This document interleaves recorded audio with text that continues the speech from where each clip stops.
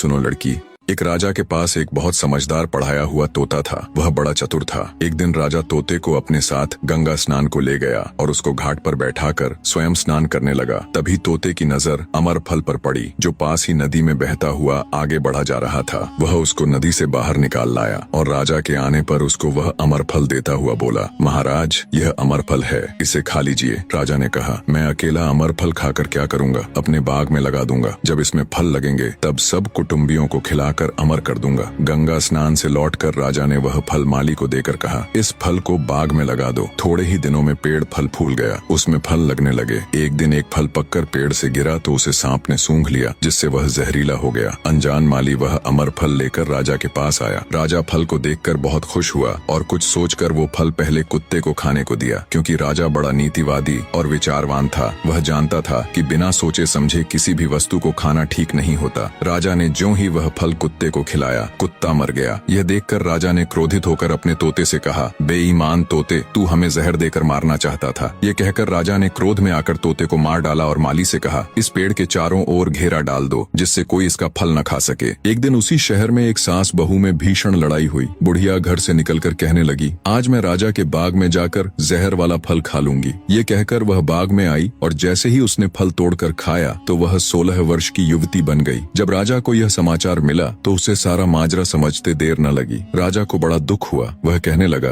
वास्तव में यह अमर फल ही है। मैंने व्यर्थ ही इतने समझदार तोते को मार डाला। इतनी दास्तान कहते कहते सवेरा हो गया।